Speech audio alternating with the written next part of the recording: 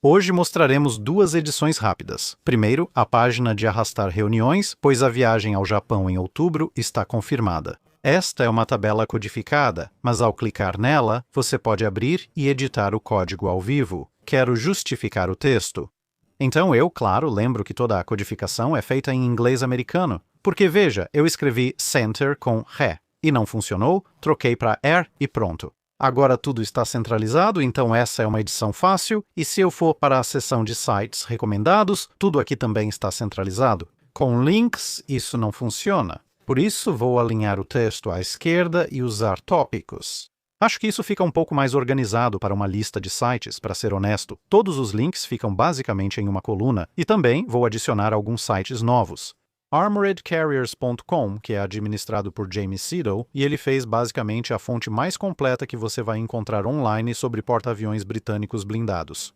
Como você pode ver, ele não gosta da grafia britânica de Armored, mas tanto faz para mim. E United States Naval Institute.org.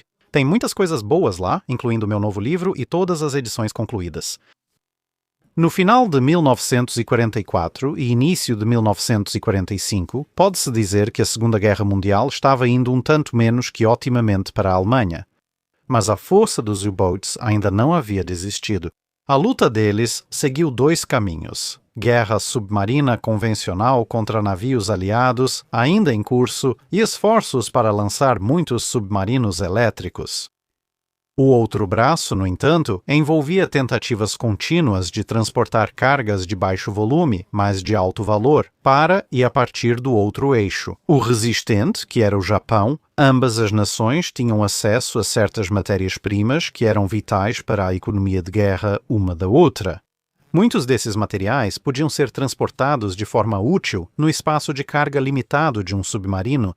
Diversos metais usados para fazer liga com o aço e melhorar seu desempenho, como borracha bruta e outros materiais semelhantes. Além de outros itens como suprimentos médicos.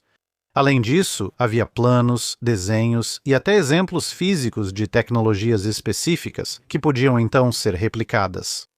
As potências do eixo ainda esperavam que alguma dessas coisas resultasse em uma arma extraordinária, capaz de conter ou reverter o avanço dos aliados. Na Alemanha, ao menos, parece ter havido reflexão sobre testar até onde e com que confiança os submarinos poderiam se afastar das principais zonas de batalha. Só por precaução, caso precisasse evacuar pessoas-chave para áreas remotas do mundo. As pessoas que ordenavam esses testes, é claro, se consideravam pessoas muito importantes. Para isso, os alemães projetaram e encomendaram submarinos grandes de longo alcance.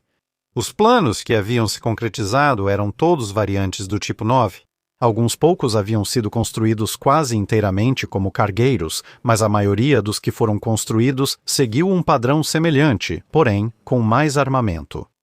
Em dezembro de 1944, o submarino tipo 9D2, U-864, estava em Kiel, preparando-se para sua primeira missão. Ela foi declarada totalmente operacional pouco mais de um mês antes, embora tenha sido formalmente comissionada cerca de um ano antes, pois ela havia passado o tempo intermediário realizando o treinamento da tripulação. Deslocando pouco mais de 1.600 toneladas na superfície e consideravelmente mais do que isso quando totalmente submersa.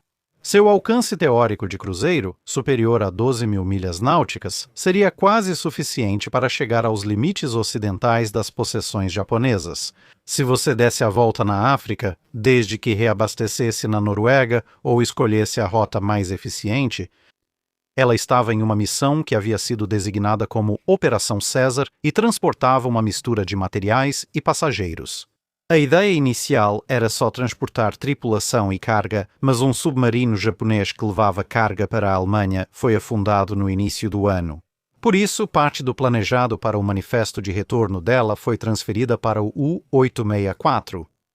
Mas, como acabou acontecendo, a carga, ou pelo menos parte dela, e os passageiros estavam de certa forma relacionados.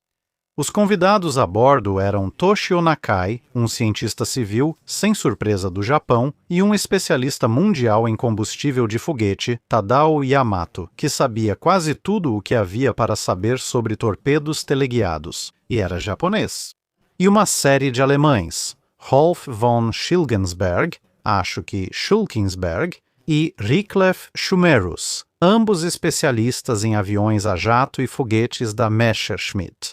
E mais um ou dois outros, e como se descobriria mais tarde, mais alguns que se juntariam a eles ao longo da viagem, embora isso não estivesse planejado quando ela partiu, considerando a experiência coletiva deles. Provavelmente não é surpresa que a carga em si continha planos e peças para o caça a jato Messerschmitt 262 e para o caça-foguete Messerschmitt 163. O último, conhecido por explodir aleatoriamente ou dissolver seu piloto em produtos químicos, provavelmente agradava mais às forças japonesas, que já usavam kamikazes nessa fase do conflito.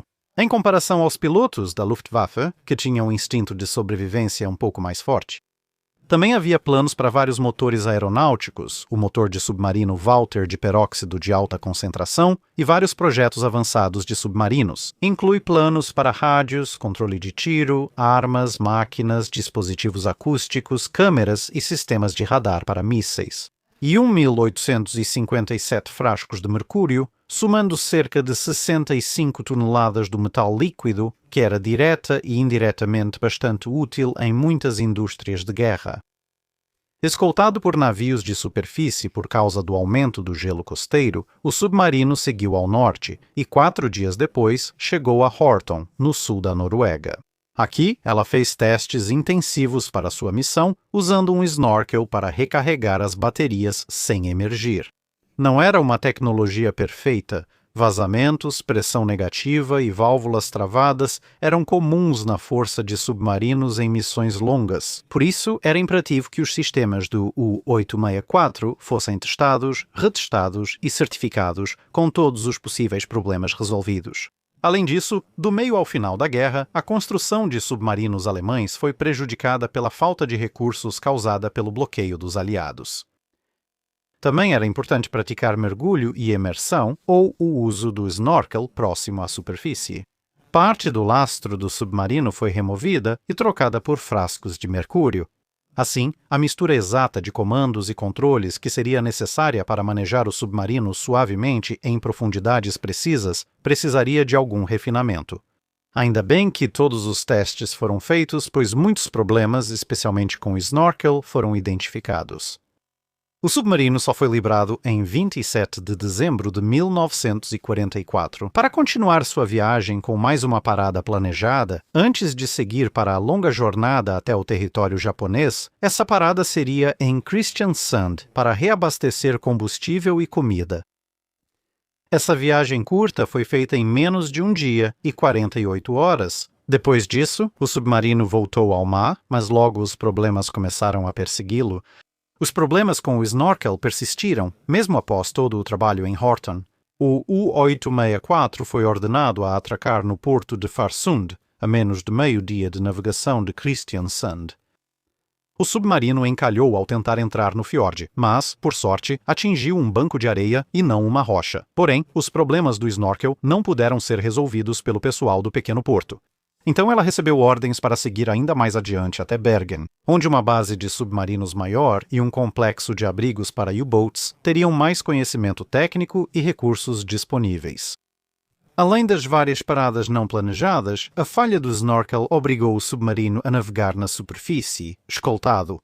Zarpou em 1º de janeiro de 1945 e chegou a Bergen 4 dias depois, entrando no grande bunker de concreto chamado Complexo Bruno. No entanto, a essa altura, os britânicos já estavam bem cientes da natureza da viagem do U-864 e, de modo geral, de onde ele estava. A Ultra em Bletchley Park já sabia que U-boats preparavam transporte de materiais de guerra e passageiros para o Japão. Nesse ponto da guerra, a preocupação era mais sobre se essas cargas poderiam acabar tornando a vida mais difícil para a ofensiva aliada no Pacífico do que com qualquer coisa que os submarinos pudessem trazer de volta do Japão. Porém, os problemas do U-864 também fizeram com que a rede de resistência norueguesa percebesse seu avanço pela costa da Noruega. Mas eles conseguiram observá-la bem o suficiente para reconhecer que ela era muito maior do que o U-boat médio. Assim, ela virou alvo prioritário, pois provavelmente era um dos submarinos de carga citados por Bletchley Park. E assim, quando ela chegou a Bergen, os britânicos já sabiam o suficiente sobre ela para colocar Parala no topo da lista de prioridades. Para isso, eles recorreram primeiro à Royal Air Force, que havia realizado bombardeios pesados e mais gerais contra bases de submarinos como parte da campanha contra a Alemanha como um todo. Ultimamente focava nas bases que poderiam ser escala para submarinos entre Japão e outros locais. Mas agora havia um alvo muito específico em um local muito específico, e por isso os esquadrões 9 e 617 foram acionados. Eram unidades de ataque especializadas. A última ficou famosa pelas incursões Dunbuster, e ambas participaram do recente afundamento do couraçado Tirpitz, usando as grandes bombas Tallboy supersônicas, para as quais seus Lancasters haviam sido especialmente adaptados. No dia 12 de janeiro, a base em Bergen ganhou vida com as sirenes de ataque aéreo e o tum-tum-tum das armas antiaéreas, enquanto as Tallboys começavam a chover por todos os lados. Devido a uma confusão que deixou os bombardeiros quase sem escolta, uma unidade de Focke-Wulf 190 nas proximidades conseguiu chegar durante o ataque. Isso prejudicou a mira de muitos bombardeiros e fez outros abortarem a missão. 3 ou 4 bombardeiros, dependendo da fonte, foram abatidos e vários outros ficaram danificados em troca. O caça-minas mais azarado do mundo, o M1 de pouco menos de 700 toneladas, recebeu um impacto direto de uma Tallboy que abriu um buraco de fora a fora nele. Ela afundou quase imediatamente, matando 20 tripulantes. Um navio mercante explodiu perto dali e foi lançado parcialmente à terra pela força. O bunker onde o 864 se escondia sofreu 3 impactos diretos. Ela acabou tendo muita sorte, pois uma das Tallboys caiu direto no teto, praticamente bem em cima de onde ela estava atracada. Grandes pedaços de concreto reforçado caíram como chuva, pesados e numerosos o bastante para destruí-la se a atingissem. Havia um mezanino parcial de cerca de 1,20 m de espessura na área onde ela estava, o que absorveu o impacto da explosão. E os destroços, alguns pedaços menores e uma quantidade enorme de poeira, caíram sobre o submarino, mas os danos seriam reparáveis na noite de 3 para 4 de fevereiro. O U-864, então, se preparou para zarpar novamente, muito atrasado pelos reparos. Mas, em teoria, ela já estava pronta para a longa viagem pelo mundo. Enquanto isso, outro submarino, muito menor, havia zarpado menos de 48 horas antes. Este era o His Majesty's Ship Venturer, um submarino com pouco mais de 1/3 do deslocamento do U-864 e comandado pelo tenente Jimmy Launders. Ele já tinha afundado vários navios alemães e o submarino U-771 que surpreendeu na superfície. Enquanto o Venturer estava em uma missão para reabastecer a resistência norueguesa, Launders era reconhecido como uma espécie de estrela em ascensão no serviço de submarinos da Marinha Real. Apesar de pequena, a Venturer era adequada para operações de caça de curto alcance no Mar do Norte e áreas próximas. Ela era o submarino líder da classe 5, derivada da pequena classe U, originalmente projetada para treinamento e operações costeiras. Mas, com as pressões da guerra, haviam sido produzidos em massa para uso no teatro europeu.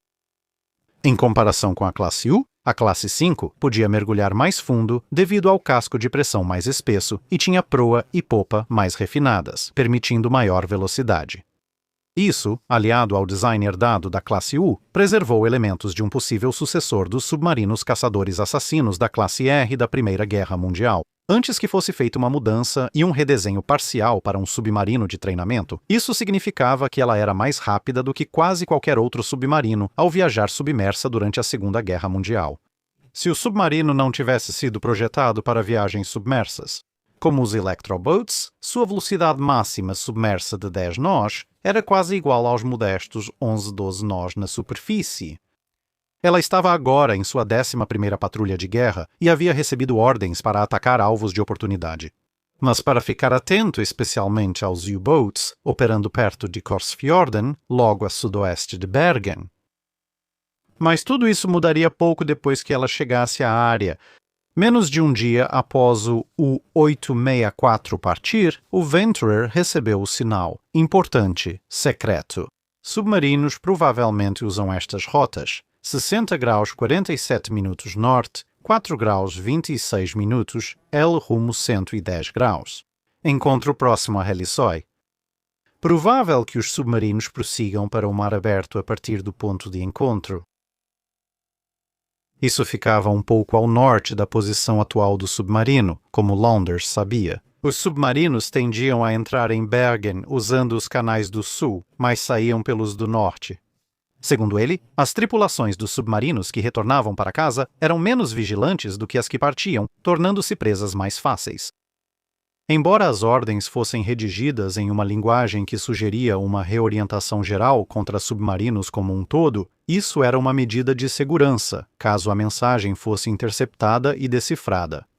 Na verdade, a mensagem baseou-se em informações de inteligência muito específicas sobre a próxima partida do U-864 e o desejo do almirantado de alvejá-lo e afundá-lo especificamente. Assim, o Venturer seguiu para o norte e chegou à área primeiro. No dia seguinte, ao início de sua patrulha, ela avistou embarcações de superfície de aparência suspeita, quase certamente os traineiros armados que haviam escoltado o U-864 até águas profundas. Mas ela mesma não detectou o submarino. O U-864 seguia com seus motores elétricos um pouco atrás de sua escolta e, muito silenciosamente, passou despercebido pelo submarino britânico em busca. Embora, é claro, nenhum dos dois estivesse ciente da presença do outro. Mas no dia seguinte, enquanto o submarino se preparava para traçar um curso para o norte das ilhas Shetland, um de seus motores a diesel começou a falhar e vibrar.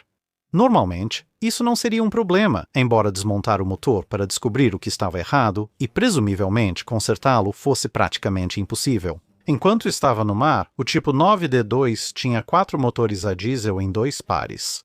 Em outras viagens, ela resolveria o problema apenas evitando usar o motor defeituoso, como ocorre até em submarinos menores com 2 motores a diesel. Era algo inédito completar uma patrulha de guerra quando um dos motores apresentava defeito, simplesmente desligando-o. Mas para uma viagem tão longa, o impacto na eficiência do combustível, pois um motor era para alta velocidade e outro para cruzeiro econômico. Além da possibilidade de falha de outros motores durante a missão, isso fez com que o U-Boat fosse chamado de volta a Bergen para consertar o problema, com uma escolta prometida para encontrá-lo em Hellishøy. Às 9h32 de 9 de fevereiro, Ventura patrulhava com o ASDIC em modo passivo para detectar atividades inimigas. Naquele momento, o operador ouviu o ruído característico de um motor a diesel, mas que logo desapareceu após ser detectado. Provavelmente era um barco de pesca mudando de local ou se reposicionando para recolher as redes.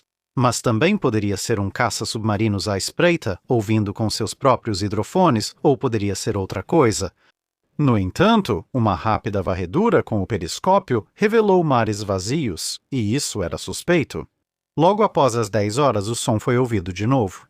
O periscópio subiu e, desta vez, havia barcos de pesca. Mistério resolvido, exceto que perceberam que os barcos estavam em rumo totalmente diferente do motor. Ruídos, que também estavam ficando mais altos e mais frequentes, a vigia agora mudou, mas Ventura tinha o faro de algo, então ela começou a se mover cuidadosamente. Usando a mudança de rumo no ASDIC, assim como breves usos do periscópio para tentar descobrir exatamente o que estava lá fora fazendo o barulho. E então, às 10h50, algo foi avistado a 5.000 jardas de distância.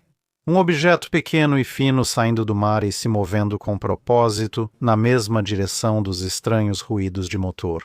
Embora registrado no diário de Ventura como periscópio, era quase certamente o snorkel do U-864. O tenente Lounders foi informado da descoberta e o Venturer, silenciosamente, é claro, foi para os postos de combate. Lounders ordenou um curso de interceptação enquanto pensava furiosamente sobre a questão. Ambos os submarinos estavam submersos e não existia um perfil de ataque para essa situação. A última vez que essa situação havia sido seriamente considerada, ou seja, a guerra submarina, foi quando os submarinos da classe R estavam em serviço no final e logo após a Primeira Guerra Mundial. Quem serviu neles na ativa, antes de virarem embarcações de treinamento, já estava há muito aposentado ou era oficial de alta patente. Agora, ele precisava ser cauteloso. Um lançamento apressado seria ouvido pelo alvo, que poderia reagir com um contra-ataque oposto. E Ventura, sendo um submarino pequeno, carregava apenas 8 torpedos, 4 nos tubos à frente e um único conjunto de recargas. Os dois submarinos avançavam bem devagar. O U-864 parecia estar carregando suas baterias enquanto usava a energia restante para a propulsão, enquanto Ventura estava esgotando muito lentamente seus próprios níveis de bateria. Lounders mandou seu submarino seguir o alvo em curso paralelo para avaliar melhor o rumo e a velocidade do inimigo. Isso ocorria ao navegar ao lado do contato e ajustar gradualmente o curso e a velocidade para manter o contato ASDIC, a distância e direção constantes. Ele descobriria exatamente onde e quão rápido o inimigo estava indo, sem precisar usar seu próprio periscópio. Tentar estimar com base no pequeno mastro de metal que surgia acima das ondas a alguns quilômetros. Isso porque, assumindo que ele igualasse perfeitamente os rumos, seu próprio rumo e velocidade seriam os mesmos do alvo. Gradualmente, ele manobrou o Venturer até que a distância se fechou em torno de 2.500 jardas. Mas então, às 11h20, o próprio conjunto de hidrofones dos alemães deve ter captado alguma coisa. Enquanto o submarino alemão começava a zigue-zaguear, manobra defensiva padrão contra submarinos. O periscópio e o snorkel dela surgiram e giraram de um lado para o outro tentando localizar o perseguidor. Às 11h51, o Venturer reduziu a distância para 2.000 jardas. Lounders registrava cada rumo e relatório, mapeando tempo e velocidade dos zigue-zagues do alvo para calcular o próximo destino do submarino. Ele sabia o manual de cor. As operações dos submarinos exigiam que, ao serem atacados, mudassem imediatamente de direção e mergulhassem fundo. Ele decidiu calcular a próxima curva para bombordo. Se previsse isso, teria uma solução de disparo pronta. Um de seus torpedos talvez precisasse mirar onde o submarino estaria se mantivesse o ritmo. A perna para bombordo do zigue-zague, com a profundidade ajustada para atingir o casco inimigo, também exigia estimar o tamanho do submarino adversário. Esse torpedo, ou torpedos, fariam o trabalho se o submarino, de alguma forma, não percebesse o lançamento incrivelmente barulhento do torpedo a curta distância ou simplesmente não reagisse rápido o suficiente. Os demais torpedos deveriam ser direcionados para onde o U-boat seguiria, precisando ser ajustados para correr mais fundo e a este bordo. Havia também o risco versus recompensa. Quanto mais torpedos lançados, maior o risco e onde o inimigo poderia escapar. Se fizessem isso, a chance de acerto seria maior. Mas se eles não desviassem e nenhum torpedo fosse lançado na linha de avanço, Venturer pareceria tolo. Provavelmente seria contra-atacado e teria que fugir rapidamente. Isso só precisaria ser revertido se a solução de tiro estivesse pronta naquele momento. Quando o submarino completou um zigue-zague para bombordo e fez uma curva para estibordo às 12h10 U-864, mudou o curso para bombordo. Lounders ordenou preparar 4 torpedos para disparo, prevendo onde o submarino tentaria escapar de 2. Cada torpedo seria lançado no mesmo rumo a cada 175 segundos, variando a profundidade de 30 pés no 36 pés no último. A ideia era que, se o primeiro chegasse um pouco antes, o próximo torpedo chegaria na hora certa e no alvo, e assim sucessivamente. Se, é claro, eles tivessem muita sorte, poderiam conseguir múltiplos acertos ao longo do submarino inimigo enquanto ele passava pelo ponto de mira. Às 12h12 ele ordenou o disparo do primeiro torpedo no U-864. O barulho dos torpedos foi alto e claro, poucos minutos antes de chegarem. O submarino então executou uma manobra evasiva exemplar e mergulhou, exatamente como Lounders havia antecipado, embora o grande submarino tenha virado apenas um pouco mais devagar do que ele havia calculado. Só podemos imaginar os momentos finais no U-864. O submarino já devia estar quase em novo rumo quando o operador do hidrofone ouviu o assobio e zumbido do primeiro torpedo passando à frente da proa. A inércia do grande submarino, nesse momento, significaria que havia pouquíssimo tempo para reagir ou tomar qualquer outra ação evasiva. Enquanto 2 torpedos passavam cada vez mais perto, o quarto e último atingiu o submarino atrás da torre de comando. Os outros 3 seguiram e explodiram partes de uma ilha próxima. O impacto no U-864 foi tão forte e próximo que os homens do Venturer o ouviram pelo casco. O submarino foi partido em 3 partes. A seção do meio virou, em sua maior parte, confete de metal e afundou rapidamente.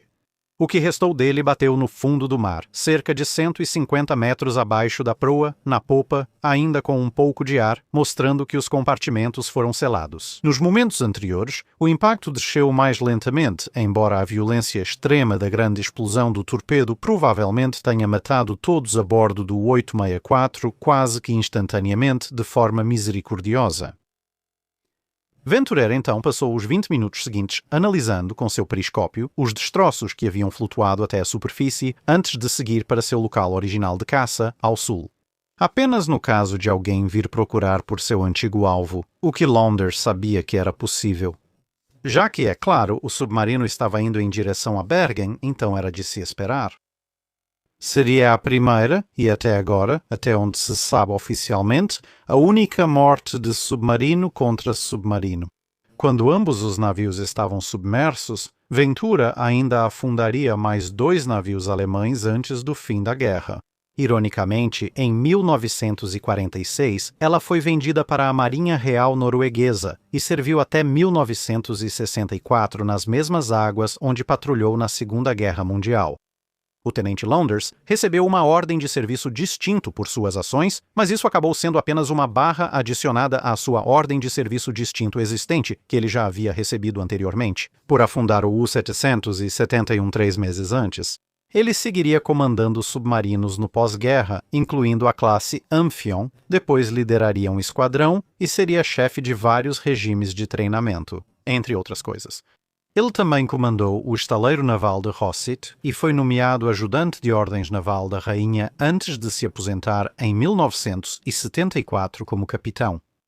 Em abril de 1944, outro submarino alemão maior, o tipo 10BU-234, tentaria uma missão semelhante, com uma carga e uma lista de passageiros parecidas.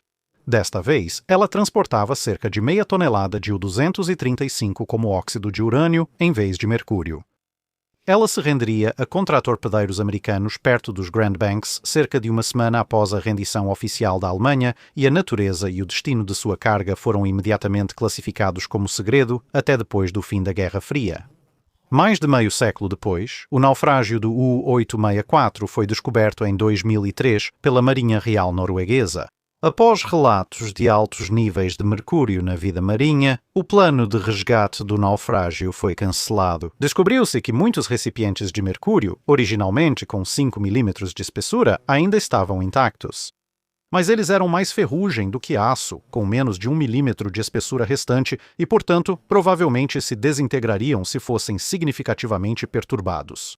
Desde então, a opinião sobre içar o submarino com nova tecnologia ou enterrá-lo para evitar contaminação oscila constantemente.